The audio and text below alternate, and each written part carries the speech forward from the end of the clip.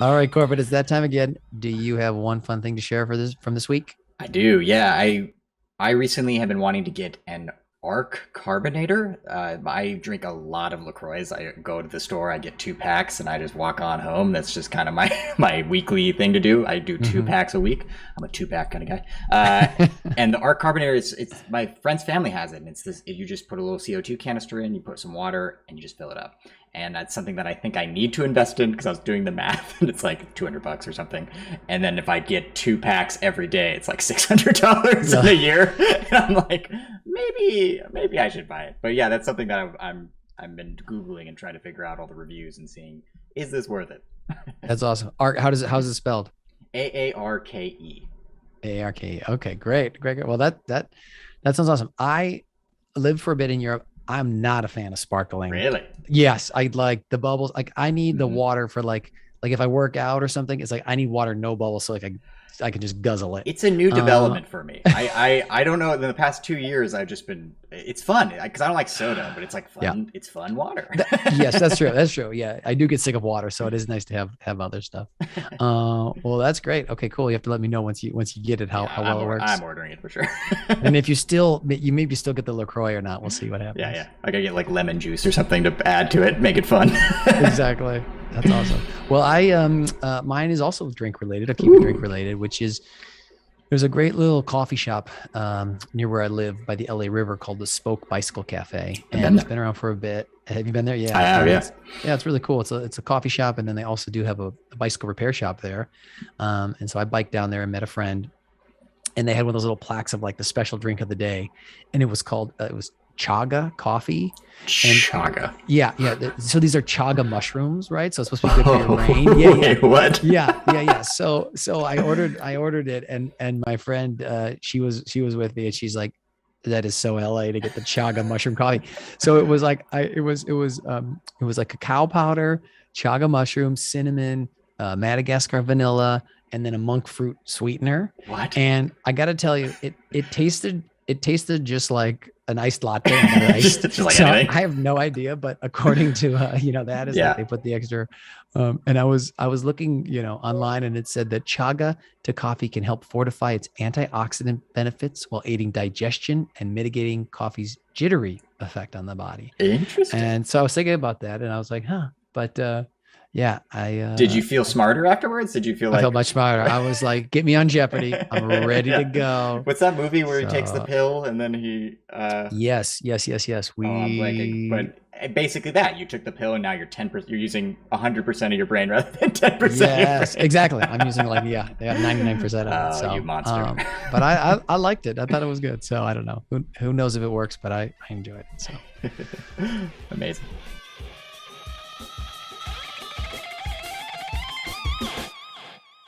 hello everybody. Welcome to the Moving Spotlight podcast. My name is John Ruby. This is my main man. Corbin Coyle. Hey everybody. Hello. Today we're excited to have Trevor Fehrman on the show. Trevor is a programmer and former actor, which we're going to get into. I'm excited to hear about. Trevor, how you doing today?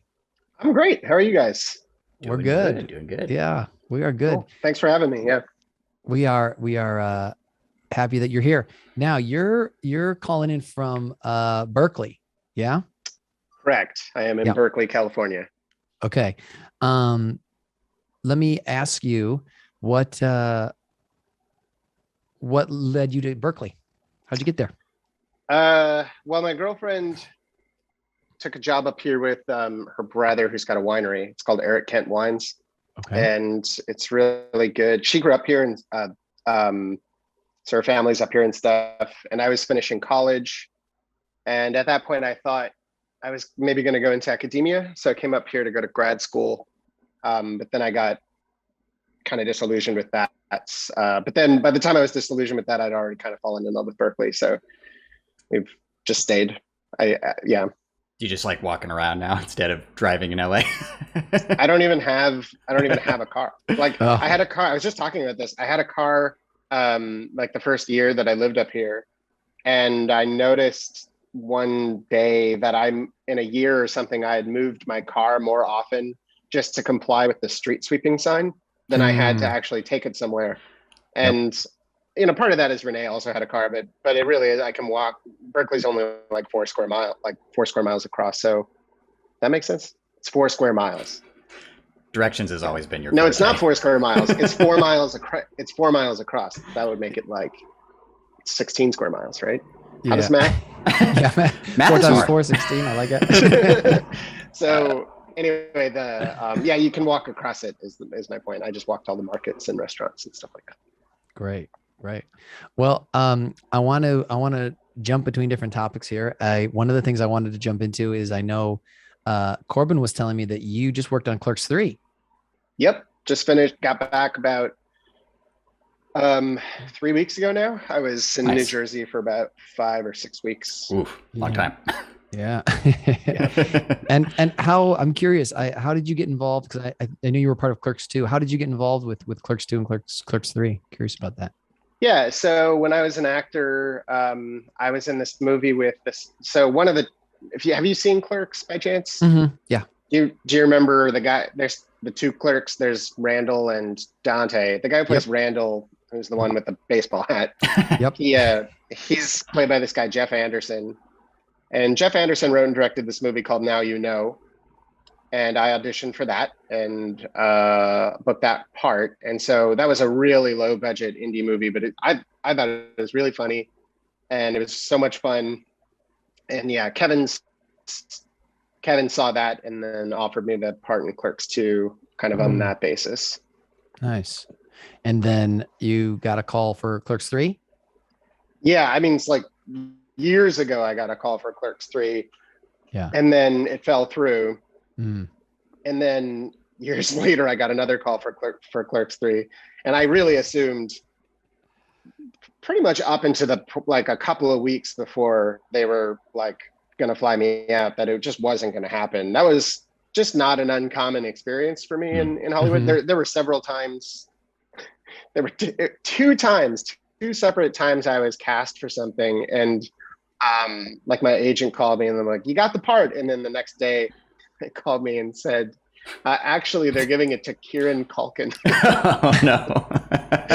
And so that happened twice. And then other things along those lines where I've been booked for something and then the funding fell through, or whatever. So yeah, I mean, I've been kind of like anticipating doing Clerks 3 for years, but I in my bones I sort of never actually thought it would happen. But then it did, and it was super fun. So yeah, I want to go back. So is Kieran Culkin your arch nemesis? Is that what I'm hearing here? I love this. That's motherfucker. He has the bigger house. Always in my 6th. Yeah. That's great. How was seeing everybody? Was it nice kind of getting to see all the same people on set and all that? Yeah, it was so great. I mean, I haven't seen some of them for a long time. And so you're always a little like, man, like years have gone by. People going to be different or whatever? And really within like 5 minutes of hanging out with them, it was just the same rapport. Especially Jeff and I have always had like a really easy. Oh, we lost John. About that. Yeah. Just rewind.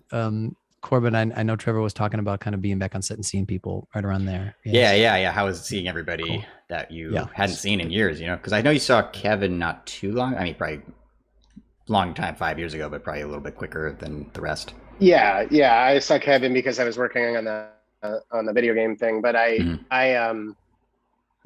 bunch of them I hadn't seen in a long time, and you always sort of wonder, like, is it going to be the same? And it was like within just a few minutes at our first, we went over to Kevin had rented a house in New Jersey, and that's where we did our first table read.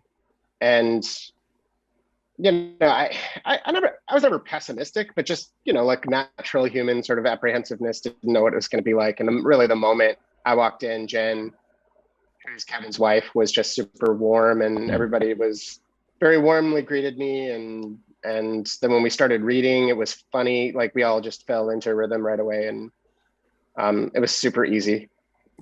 So within minutes, all of my sort of insecurities were dispelled about any of that stuff. That's good. Yeah, it's interesting going into, I mean, something that you are familiar with, you've worked with before, but it's been some time, and how's it going to feel, and how's the chemistry, and what's it like working with Kevin? I just because I talk a lot of times sometimes about, when you're working with different people, whether it's directors or whatever, they all have different energies and, different amount of takes they want to do, and improv or not, or things like that. What's been your experience, Trevor?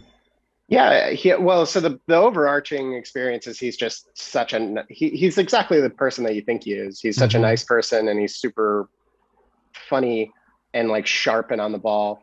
Mhm. And he's just a good person. Love that. So being on his sets is always fun. There was all two times.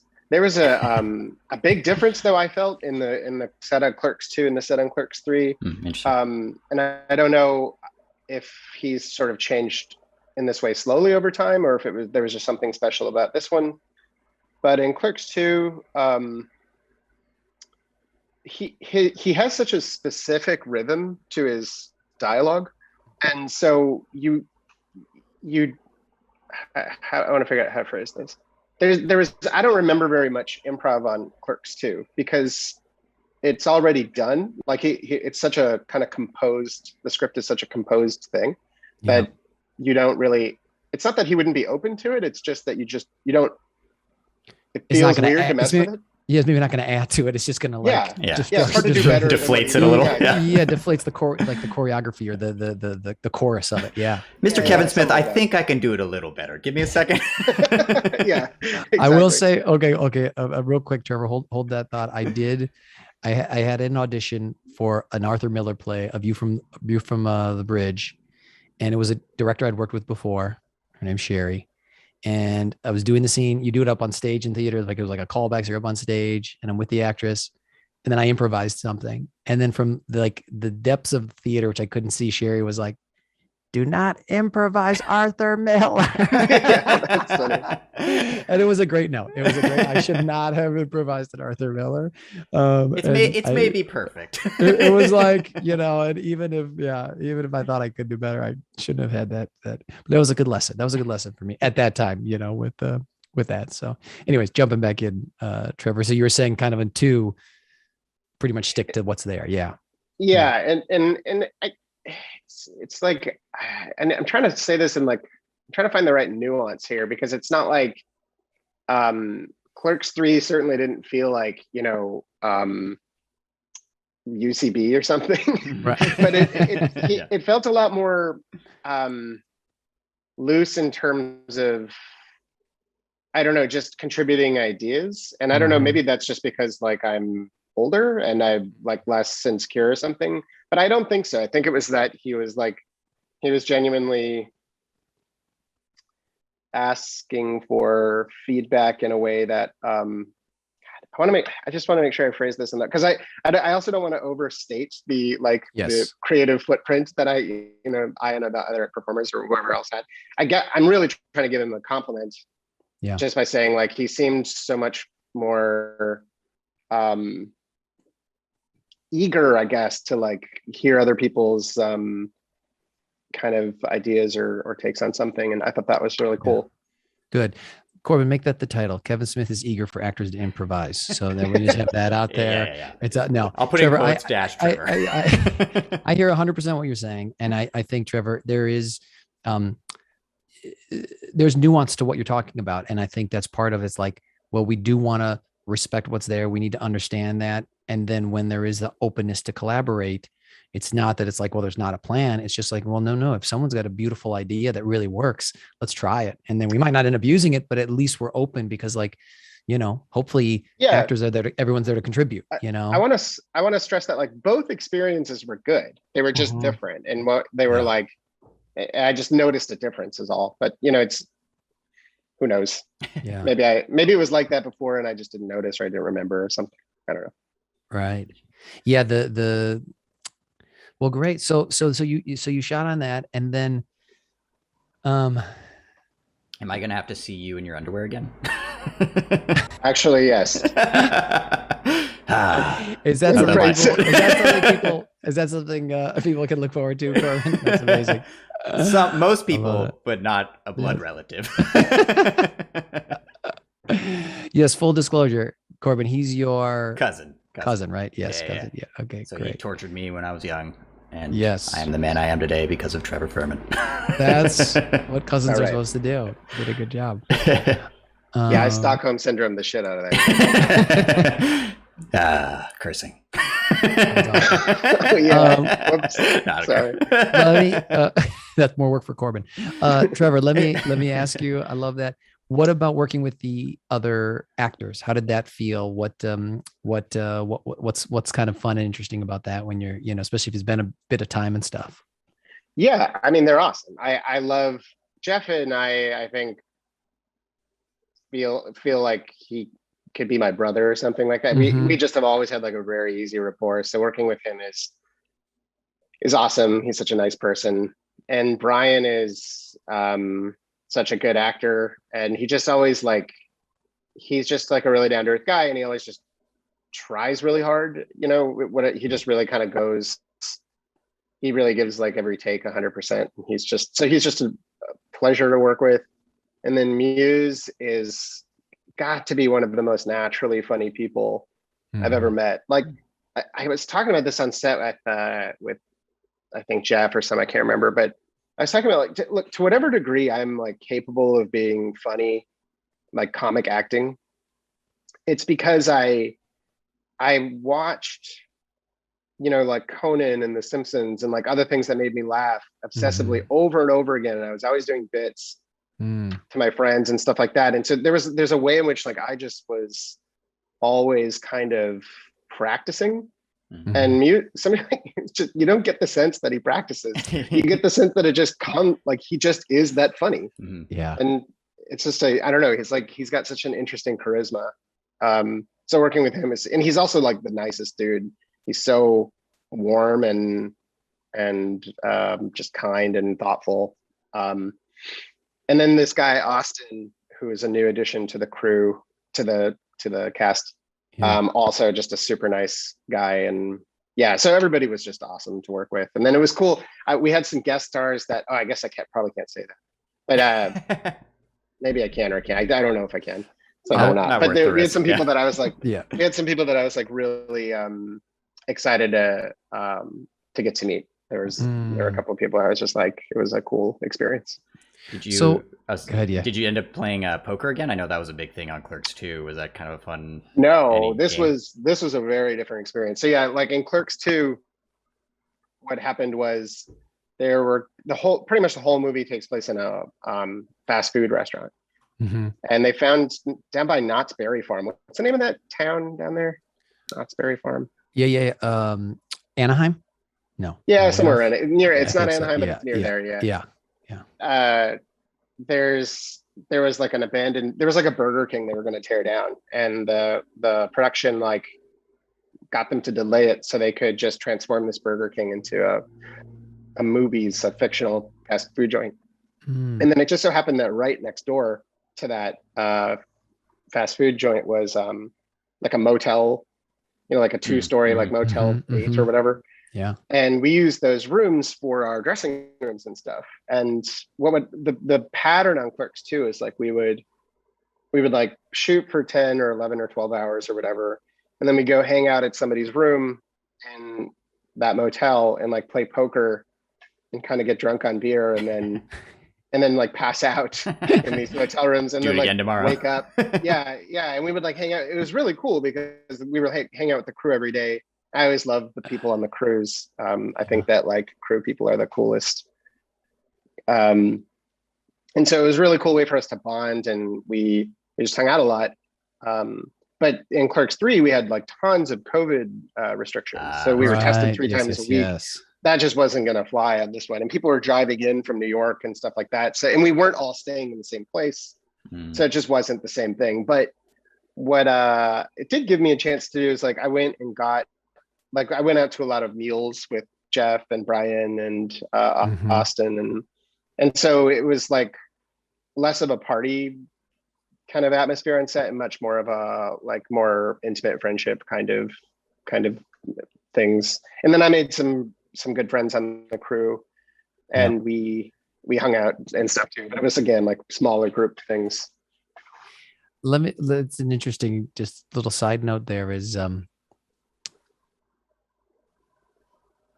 I'm just thinking about this idea. Sometimes I wonder if there's enough effort made between like the cast and crew to like cross the river. I mean, sometimes I feel like the crew kind of becomes its own world and like the cast, you know what I mean? And I think Mhm. there's something, Trevor, with what you're talking about that I love hearing that. And I think that's a really cool thing. I mean, it's not all the time, but you definitely kind of feel, you can sometimes feel a bit of a difference. And I love when you're able to, the whole, not that everyone has to hang out, but you're able to kind of like, hey, this person I totally clicked with, and that's great, whether it's Yeah. another actor or not. You know what I mean? Or someone. Well, I just think in general, and no offense, but I just think, none taken yet. Yeah, Trevor. no, None taken yet. I'm let me like rephrase that. Yeah. I tended, when I was in show business, I tended to get along with the crew people more easily than I got along with the actors. Yeah. That isn't always true. Like some of my favorite people I ever met were actors and are actors and are real, like, but I don't know, like crew, they're people on the crew, like they're creative and they're kind of like, that they're doing a job that's a little bit strange because they're a little bit hard to fit in, and other, like those are just the kinds of people that I like, and they're really hardworking, and they're, I don't know, they're cool people in general. I think crew people are like some of the coolest people. Yeah, I think they're just such hard workers. They're there 16 hours and they're still putting a smile on your face. Like, that shows some heart. Yeah, for sure. Yeah, and there's never. It always kind of blows my mind that you like how hard they work relative to how hard I work. It's just like not hard at all. Walk in. Yeah, it's like, oh, you're holding a mic that doesn't seem that heavy, but then when you're holding it over your head, you know what I mean? Yeah. And it's like for hours and hours and hours, and then you're like, yeah, now my shoulders are starting to hurt after an hour. You know what I mean? And that was, you're right. Things our like boom that. Our boom operator is one of the friends that I made. His name's Finn. He's a German guy, really nice dude. I love it. Great. Good. We can't, Corbin and I, we've been talking about Germany too much on this podcast, so, but I appreciate that. Every Finn, episode. I'm a fan of yours, Finn. Okay. So, Trevor, I want to, Corbin, sorry, did you have any other questions on No, go Clerks? for it. Okay. That's great. I did want to just jump back a little bit. So you mentioned comedy, which I just love. Is that kind of what brought you into acting? Were you a big fan of like comedy and things like? The reason I ask is I'm a huge fan of like even older comedy of like the Marx Brothers and things like that, Steve Martin, and so I was just curious if that was something, or if that was just an aspect that you really liked, or yeah. So I very much fell into acting. Okay. Somewhat accidentally. I grew up in Minnesota doing theater, and I always loved that. I mean, I've always been kind of a ham, and I love being the center of attention, and Corbin can attest to all of this. Yes. But True. And so I really love theater, but I had no real expectation or goal of acting professionally because I was in Minnesota. So I just, it wasn't really on my mind. But through a series of, I don't want to get delve too far into the details if it would bore. If it would bore you. We want to hear it. We want to hear it. Okay, so in Minnesota, there's this little. It's not super well known. There's like a little show business, like a cottage show business industry, and the reason is that there are a ton of theaters in Minnesota. The Guthrie Theater is there, which is like a Guthrie, yep. And because there's so many theaters in Minnesota, there's a ton of actors. And because there are a ton of actors, there's like agents and little production studios. And there are just enough like Fortune 500 companies in Minneapolis that they can kind of afford to make sense for them financially, like make their own commercials there and stuff like that. So it's kind of ironic. One of the first professional acting, I guess, kind of whatever show businessy type gigs I ever had, I was probably like 10, and I was in a Target. Those like leaflets that they put in the Sunday paper. Sure, yeah. I was in one of those, and then and now Corbin in his underwear. Corbin in his underwear. Yeah, in his underwear again. I actually was in. Oh gosh, no. I was in pajama. It's the only way you can book the part. Yeah. Creepy that I was 10, but moving on. That'll be edited out. Corbin, edit that out. So I was doing that. So I had an agent like in Minnesota, but it was more like $500 here and there for away for college or whatever. Sure. When I was 17, my anticipation was that, well, next year I'll go to the U of M, and I thought that I was going to study computer science. And then I got this random, I hadn't spoken to my agent, as I recall. I hadn't spoken to my agent in years. And they called me and they were like, we have this audition. You kind of fit the description. Would you want to come in? And I was supposed to go to a movie with my friends that day. And I was like, fuck it, I'll go. And then I booked that part. It was the summer before my senior year. And so like within a period of, this all happened within 2 weeks, like from the call to like when they flew me out to LA, and then they were like, well, you're moving to California. I was like, okay. And it just so happened that Corbin and his family were living in Manhattan Beach. And so I moved in with them. And that made it so much, I mean, I can't even imagine how much harder it would have been to kind of like acclimate to living in LA had I not had family there. And that also provided like a way for me to stay somewhat, a little bit more grounded, I think, than I might because like I had, I just had family. So like I had a non-show business aspect of life, in LA, which was really nice. So then I moved to Hollywood, and I was there for like a couple of years. And at that point, I just started to admit to myself that I was really unhappy and pretty miserable in show business and in Hollywood in general. And I went to college. I went to college in Long Beach because I found that show business is like cocaine. Like it's just difficult it's difficult to quit. It's like you're in the back of your mind, you're always thinking like, yeah, but what if the next script that comes is like the part I was born to play? And that like, see, there's always this thing dangling in your imagination. Like, well, I mean, I don't want to quit. So I went to Long Beach because I felt like I needed to get out of Hollywood. I was like really, really, really unhappy, but I didn't want to go so far away that I couldn't like drive up and audition for stuff. But then, and I was pretty apprehensive about going to college too, just because it had been I really didn't like high school very much. It was like, I mean, I liked school, but I socially didn't fit in or really get along with anyone. And so when I kind of it was a godsend to not have to go that last year. And I was nervous about, I mean, they tutored me on set, but I didn't have to actually go to the building. And so when I decided to go to college, I was like, I don't know. I was nervous that it was going to feel like it felt in high school. I was nervous about like, I don't know, having responsibilities. Aren't we all? I still am.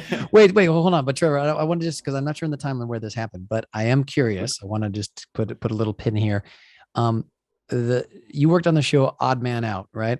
I saw. Yeah, that was my second job. Okay, that was your second job. Okay, so I want to go back to that just a little bit. So, because that was a multicam, right, in front of an audience. Yep. What was that experience like for you? Yeah, that was a great. So, so the job that I booked out of Minnesota was the sitcom. It was another multicam, and it was called Encore, and it had Nathan Lane in it, and Glenn Headley, R.I.P., and Joan Plowright, also R.I.P., and Ernie Sabella. So both Timon and Pumbaa, and it was like Grub Street Productions. So those are the people who made Cheers and Frasier and Wings. And so everybody kind of thought this show was going to go for like, people were like optimistic about it. It was picked up for 13 sight unseen. And then the problem was the show just wasn't very good. So it got canceled. But when that experience was over, I thought, okay, well, back to Minnesota. I really just thought that was like a one-off. Yeah. And my agent in LA was like, "Well, just stay for pilot season. Like, just try. Why not?" And I was like, okay. And then that was when I booked Odd Man Out. Okay. Wait. So Encore, you work with Nathan Lane. How was that? I just recommended to Corbin to check out Only Murders in the Building. Did you check it out, Corbin? I did. It's really good. I have like 5 episodes in. I saw that he was in that. I haven't seen him. I haven't seen that yet. Martin Short. Martin Short Yeah. is also like another person who I'm just kind of revere from a comedy Oh my gosh. standpoint. And, So and funny. he's so good in this. Him and Steve Martin are really funny together, and Selena Gomez is good. But I got to work with Nathan Lane on Penny Dreadful. They just did one season of that, but that was just like recently. And anyways, he seemed like a good guy, but you know, a lot of theater history there and a lot of acting history with Nathan. How was that? Yeah. I couldn't have possibly asked for a better like a better person to kind of learn at the feet of. Like he was super nice to me, really awesome person. But yeah, watching somebody who's that good at comedy, it's like, I mean, I don't want to like, I don't know, sound like an idiot, but it's kind of like hanging out with Michelangelo or something. You know, it's like he's so good. He's better at that than I'll ever be at anything. And he is. He's just one of the best ever, and he's so precise. And just to getting to watch how he thought about how to make things funny or funnier, like just watching him kind of, especially at an impressionable, you know, time. I'm only 17. I've never done anything like that before, and was he I just felt very lucky. Was he collaborative in that sense? Like, was he kind of just talking out loud and trying to figure out what the funniest? Yeah, no, he was always kind of trying to work with you, and it was clearly such a joy for him to try to make things funny. Like it felt like playful always, and and everything that he does is funny. And he's super like generous with laughing at other people as well. Like he just loves funny things, and so it doesn't care where it comes from. So it's like really if you do an open mic with a lot of other comedians in the audience, they just kind of sit there and they're like, It's gonna be a tough crowd. It's an uphill battle. So it's nice sometimes when they're generous with the laughs, like you're saying. Yeah, he just I think that the spirit of comedy just lives in him. Yeah. Because you had done some theater, Trevor, I guess in Minnesota, or I think you kind of said that. So then being in front of the audience, were you nervous at all for that, of like when you were recording it and stuff, or did it not really phase you? Audiences don't really make me nervous. I was born without, there's like a part in people's brain where it's like a normal part in people's brains where it's like, hey, maybe everyone doesn't want to just listen to you all the time. And like whatever that part is, I just wasn't born with it. I just sort of assume everyone always wants to hear what I have to say about something. So that's really the audience. This is actually a good transition to, we do a segment every time called Brag Time, and just something to talk about that you feel good about. So in that vein of letting people hear you talk and talk and talk, what is something that you feel good about? It doesn't have to be music to my ears. Yes. But yeah, what's something I feel good about that you've done recently that you feel like is a big accomplishment? It can be acting related, it can not be. What's something that you want to get the center stage, talk about? I did this thing that's awesome. Yeah, I mean, obviously, I'm proud of what we did on Clerks 3. I think it's funny. I don't know if it remains to be seen if anyone else will think it's funny, but I do. And yeah, I guess at work, I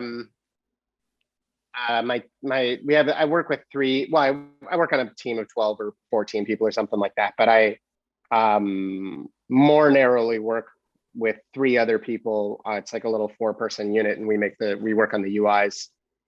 And we've been working on one of the applications that runs on Target's cash registers. Cool. And it's just been a very interesting process figuring out how those things work. You know, cash registers are actually kind of complicated. There's all these machines that connect to the cash register, and you have to make it do things. And it's just been such a pleasure working with those three. They're just super smart, super funny, cool people. So we're nearing completion on that, and so I'm pretty proud of that. And then I've been continuing for the past like 3 or 4 months. I like cooking a lot, as you might be able to glean. Yeah, from the my pots and pans. I love it. Yeah. For the past 3 or 4 months, I've been practicing. I've been learning a lot about Japanese food. I have that Fidan Japan book, and I have a couple of other books that I've been working through. And I've just learned a lot about Japanese food in the last few months, and it's my favorite cuisine. So that's been cool. I got a Conroe grill. Did I show you that Corbin? No. Do you know what a Conroe grill is? I don't know. It's like it's like what they make yakitori on. It's like a grill that's only about a foot tall, and it uses the special charcoal called binchotan. Here, I'll show you. Oops. Could be another underwear photo, isn't it? Oh, that would be such a good troll. Now I don't want to show you. I know, now it's anticlimactic. Yeah. That was good. It looks like this. Yeah. Oh, I do know it. Yes. Okay. Cool. Right, so right, where do you put that? On your stovetop? On the table outside. We have like yeah. That's awesome. So I'm going to use that this Thanksgiving, I think, to do like a yakitori turkey. The Chef Steps website has like a cool technique for it. That's awesome. Trevor made me fried chicken and waffles for my graduation. That was awesome. Oh, yeah. That was really good.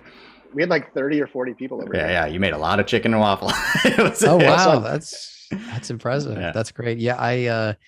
That's my next travel destination is Japan. Have you been there, Trevor? I'd like to go there. I've never been out of the country. Hard stop. Wait, what? Yeah. I've only been to Canada twice. Okay, that is technically out of the country, but you're kind of like America light, let's say. Yeah. Also, if you're from Minnesota, it's like it's sort of like in upper Minnesota. You tripped into Canada.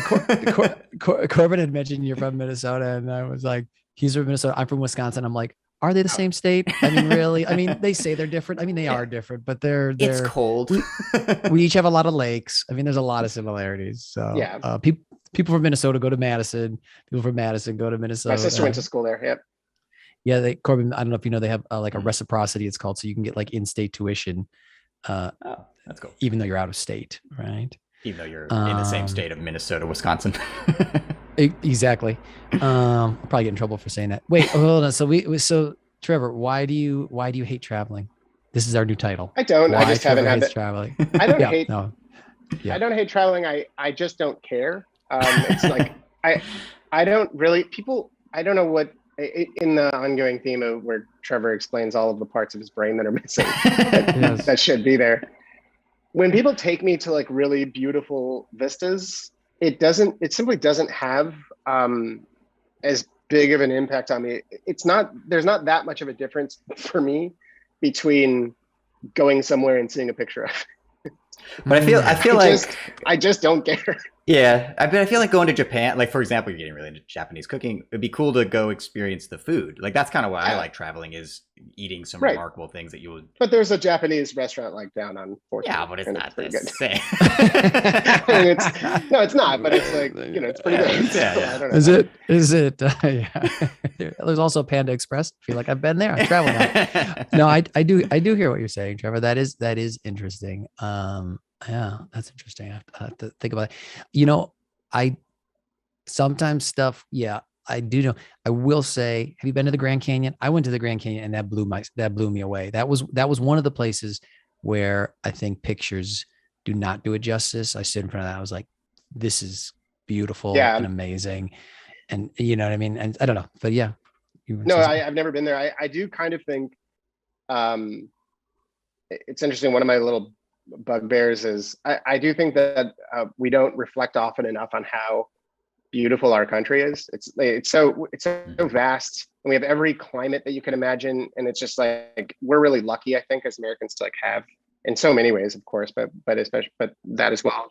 I think. But I also, in the back of my mind, think that if I went to the Grand Canyon, I'd be like, it's cool. It's big. It's really big. It's a big hole. That's big. That's nice. I just don't. I don't. This is a character flaw. Like I fully recognize that this is I'm unable to experience a kind of beauty that other people like moves other people. But I'm like really a homebody, and the things that excite. I don't get excited by some of the things that excite other people. I wish I did, but I just don't. Well, that's really interesting. Okay, wait. So I want to. But I want to bring it back a little bit. So, because I know, I'm just curious. So then when you went from Encore, which was kind of supposed to be a hit, and then did you end up shooting the 13 episodes, or did they not even shoot the 13? No, we shot 13. You shot the 13, and they're on the air and everything. Yeah. Oh, okay, great. So people can find them, and then I don't know. Maybe it's somewhere. It's streaming somewhere. Tubi. TUBI. We're not sponsored by them. Wait, so then after that, did Odd Man Out kind of come off of that, or was there another audition then, or how did that kind of connect or whatever? What's the tissue? Yeah. So after Encore, I was going to just go back home to Minnesota, and Yeah. my agent asked if I wanted to just stay for one more pilot season, and I did. And I booked that show, and that was like, it was the opposite experience. I mean, they're both good experiences, but one of them was like this flagship, somewhat respectable thing, and then the other one was like a TGIF, thing for like 16-year-olds or whatever. But what was cool about it was, in the first one, in the first sitcom, I was so in over my head, it was like absurd. Like I'm trying to like hang out with Nathan Lane and Laurence Olivier's widow. It was just like I had no business being there. And in the second one, I had way more response. Like I was sort of like the jokey guy in that second series, and so I have more wisecracks and just more weight to lift for my personal performance. And everyone that I was on that show with was great. I'm not trying to like shit on them. Yeah. I'm just saying like I'd had more experience under my belt, and it wasn't like the most intimidating cast possible. And so that was great for my kind of confidence, I guess, because it made me, first of all, because now I'd done two things, I thought, well, maybe this is something I could actually do. Mm-hmm. And second, it was just like, I don't know, just time had passed. I got a little bit more comfortable with the process itself, and I got to do like kind of more jokes. And so I remember coming off of that show thinking, just feeling more confident about myself as a professional actor, or for the first time thinking of myself as a professional actor. Yeah, it's interesting how that kind of, you can feel kind of like a little bit underwater, and then you can feel like confidence, and part of it is just like the experience and the reps and just being there and being on set and kind of seeing what's happening, and kind of, it's a bit of absorbing it, but you're studying it. And I think like what you're talking about is really, I always think about, the first time I did a shoot where, and this was for a commercial, but I was on set more than one day. Cause when you're on set, like let's say one day, you're kind of coming in as a guest or a show. And then by like day 2 or 3, I always like joke, I was like smoking with the crew, you know what I mean? Because like after a little bit of time, you start to feel, you can kind of hopefully relax and kind of ease into it. And it sounded like for you kind of on that second gig, that's where you kind of start to feel like, okay, I can breathe, exhale a little bit. Right. Yeah. And they're also, they're also just people my age on that show. Sure. You know what I mean? So it's like, so there was a bunch of things like that. I also don't want to try to suggest that people were dicks to me on Encore, because the opposite is the case. Like all of the actors were super nice to me. Ernie Sabella is Pumbaa IRL. Like he really is just that gregarious and kind and warm. And then all of the writers I remember were really nice to me. Like I think they could sense that I was like, kind of a fish out of water, and they being comedy writers have probably felt like that their whole lives. So we sort of like, I don't know. This guy gets I remember it. I remember just hanging out with them a lot, and the producers, everybody was just super cool. It's just that in the second one was a lot more my speed, probably. Something like that. And at which point did you get into Cheats? Was that afterwards, or was that that was after? Yeah, right? that was a year after that, I think. So that was the first movie that I did, and that was for me. That was like that was kind of because I didn't go to college until I'd been in show business for several years. So my college was like delayed by all that. But I was about the age that people go to college when I did Cheats, and that was in Vancouver, one of my 2 times out of the country. Canada. And it was also the first time like living on my own. Like we were in the apartments at that, I forget what I think it's called, the Sutton Place Hotel in Vancouver, and so that was like a real coming of age experience for me. It was like I was with around the other actors were my age, and but this time I was on my own. I wasn't living with Corbin, in other words, and his family. Yeah. I was living by living in that apartment, and getting per diem. And so like I just had a kind of like, yeah, just an independence that I'd never experienced before. And so that was like very much a growing up kind of experience for me. How was I as a roommate? You were, well, I thought you were awesome. I always loved hanging out with you. And tormenting you 6 because I'm a sadist. But yeah, I don't know. We were like brothers, you know. Yeah. You would sometimes you would intentionally wake me up because I would sleep until like 1 p.m. and then pretend that you weren't intentionally doing 1 it. p.m. is generous. It was like 4 p.m. No, I don't think it was that bad back then. It was pretty But bad. yeah, I used to stay up until like 3, 4, or 5 in the morning. It was after I got back from school. Is when you were I was waking you up. That sounds plausible, actually. I'm really left to my own devices. I'm like a night owl, like an extreme night owl. I live in California, but I work for a company in Minneapolis, and so our meetings start. I get up at 7 in the morning, and I still don't really fully recognize myself. I've been at Target now for 6 months, and I'm like, who are you? Who is this guy? Wait, he used to be cool. Corbin, didn't you mention something about a balloon story from Cheats or something like that? There's something that I vaguely remember you talking about with there you had to do a bunch of takes on Cheats where you're like talking with a balloon, and then you kept laughing or something? Yeah. That wasn't Cheats. That was the movie I did with Jeff Anderson. That's Now You Know. Oh yes. So that movie is about this. Jeff Anderson and I play Jeremy Sisto's 2 idiot friends from back home, and the movie is about how Jeremy Sisto and Rashida Jones she called off their wedding, and he doesn't know why. And so he comes home, they come back to New Jersey for what was supposed to be like their wedding, and instead he's just hanging out with his male friends and she's hanging out with her female friend. And then as the story goes on, we sort of understand like the underlying conflict. But the 2 idiot friends are trying to throw him a bachelor party, despite the fact that he's not getting married, because the wheels had already turned on that. And so they've already started. Yeah. And there's this one scene where they're supposed to be inhaling balloons and talking about the logistics of this bachelor party. And the only gag here is that they're having it's the only conversation in the movie where they're just having a normal conversation. There are no jokes. They're just like, so what should we do for this bachelor party? Whatever. The entire gag is that they're just saying it with helium voices, which for some reason struck me as really funny at the time. Right. And I couldn't stop laughing. One of the many reasons why I'm like not a good actor at all is because I can't stop. I break all the time, and I can't stop laughing. When I start, I get really bad. And so I was laughing my way through this scene, and we were on such a low budget that we could only afford like a quarter canister full of helium. And we were like running out rapidly because I kept wasting it. And at a certain point, Jeff had to be like, hey, Trevor, look, like if you can't get through this scene, like we're gonna have to cut the scene out of the movie because like we're legit out of helium. Yeah. Somehow that snapped me into it, and I was able to get through it without laughing. But the button of the scene, we were going to tilt the camera up and like look. It was supposed to be like a bunch of balloons on the ceiling, and then we were just going to dissolve to the next scene or whatever. And the idea was just like that's how long they've been there, whatever.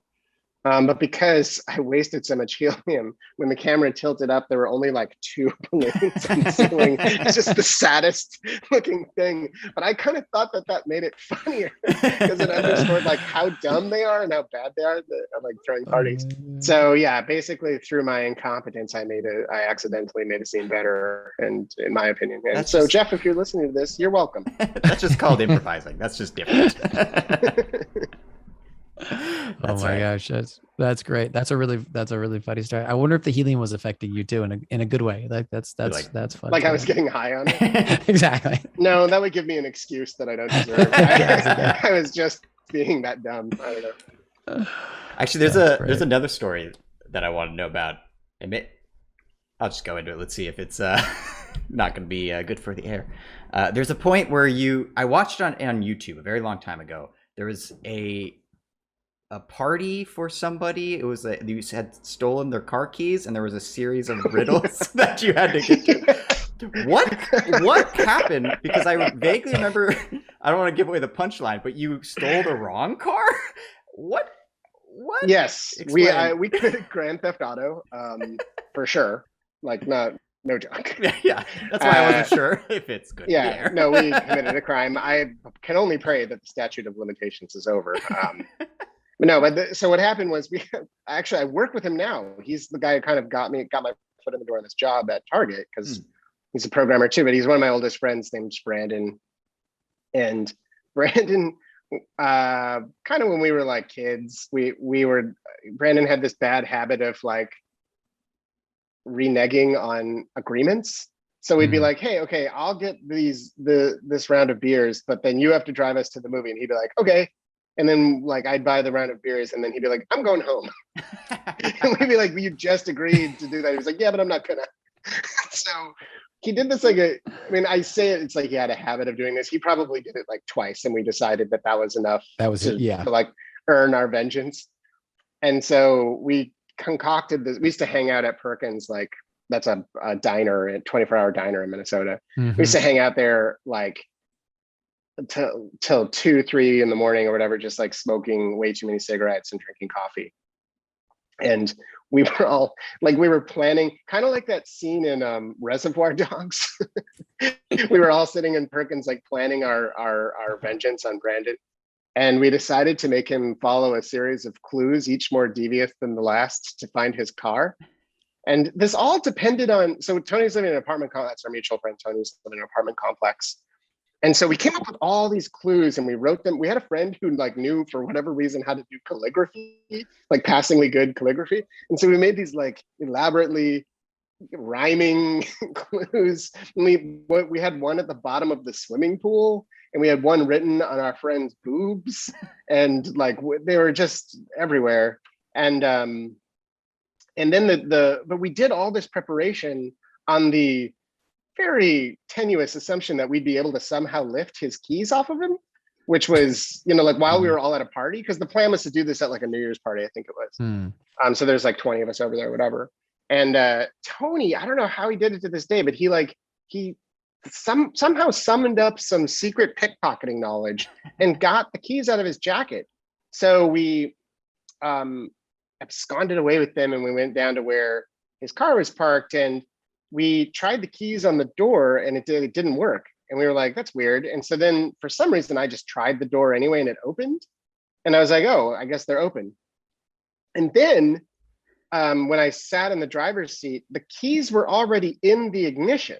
And I thought that was really weird because I was holding the keys. None of this dissuaded us from like stepping back and go, hey, maybe we should rethink this car theft plan. I like that the people putting together all these clues didn't put together any of the clues as things are happening. I love it. Yeah, exactly. How ironic. Like, talk about a devious clue.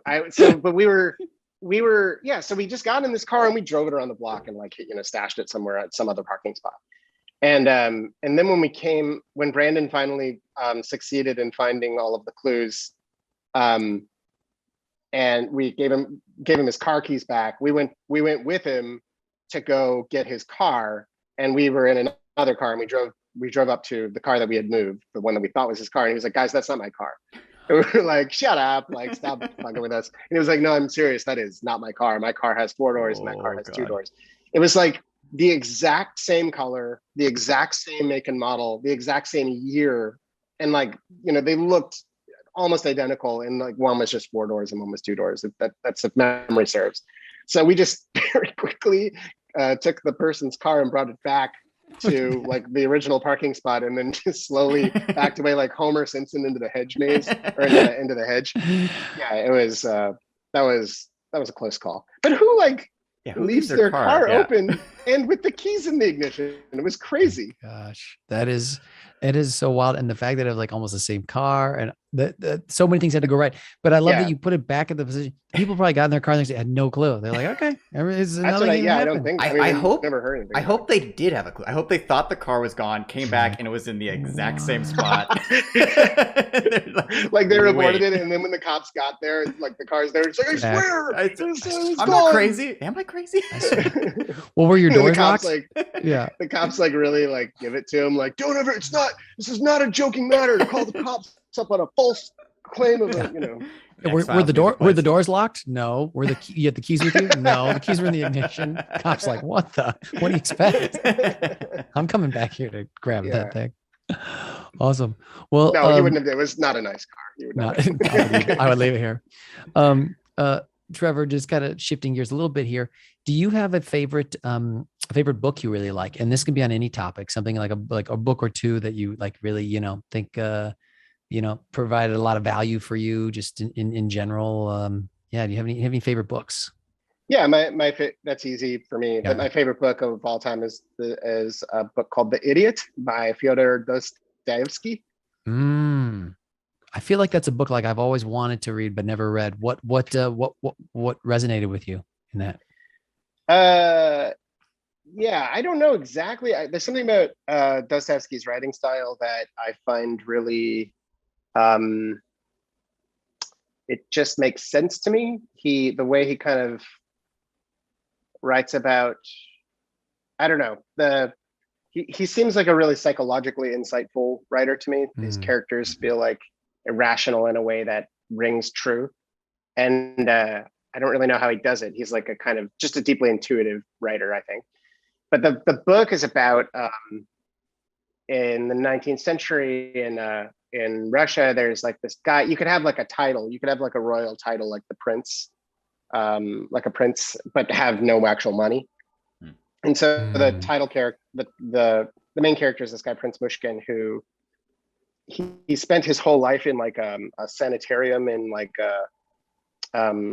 Switzerland or something, because he was like had epileptic fits and like was not fully there like cognitively. But then he kind of, for whatever reason, when he's like 20, he snaps out of it, and he's like kind of, he has this sort of like the idea was to make a character who had Christ's personality, but none of like the magic powers. And so he's just like this super peaceful kind of monk, like, guy who is unperturbed by everything and so forth.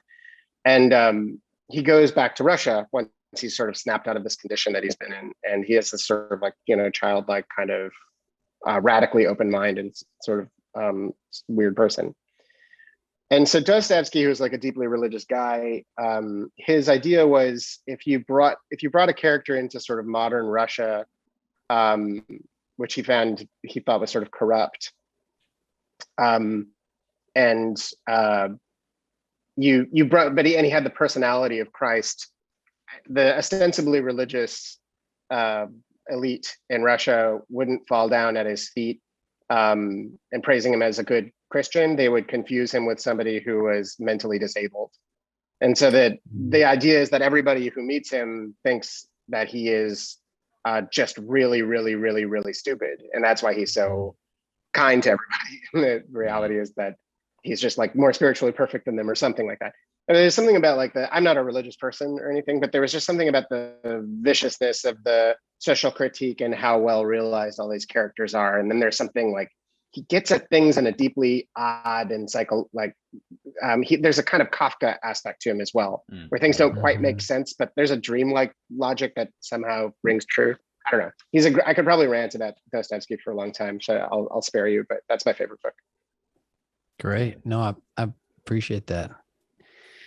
Yeah, I'm thinking of uh and I've mostly read his articles in the New Yorker, but I think it's I'm just thinking of other like artists like writers where they translate. Is it Murakami? I thought you think. meant Dostoevsky, and I'm like, I don't think we're talking about the No, not no. Different But guy. I'm just I think it's also interesting when I mean, unless maybe you read it in the Russian, but I also think it's interesting when they're translating from other languages and how sometimes that's interesting. That can be an interesting, the way the translation goes and the way they use the words and can kind of like help sculpt. You're like, oh, that's like, I like the phrasing here that maybe is not exactly what I would say, or maybe someone that's a native English speaker, but they translated it and it still totally works. Yeah, You're it's like, funny. oh, that's really interesting. You were just talking about the New Yorker, right? There Yeah. was famously an essay published in it called "The Translation Wars." Have you ever read Mm-hmm. that? It's specifically about translating Dostoevsky. Oh, really? Because for 100 years, the only person who translated Dostoevsky is this British woman named Constance Garnett, and entire literature departments were sort of built on this woman's translations. And then there's this husband and wife team. Their names are Paviar and Ludrashenko, I think. And they thought that the Constance Garnett translations were insufficient. They didn't really capture the weirdness and the funniness of Dostoevsky. And so they wanted to make new translations, but they met with this like crazy amount of pushback with people who like these sort of ensconced, the like sort of like ivory tower academicians who had an interest in like that, like the basis of their research not changing, you know, like if they make a new translation and it's better and it kind of invalidates some dumb thing that I wrote in a literary journal, like, you know, like 18 years ago, then it's going to make me look foolish. And so there was this really weird, interesting kind of like war over this, like whether or not these translations were good or whether like whether it was even going to happen or whatever. I've read both, and they're both good. You like them both? They're different, but I like them both. That's cool.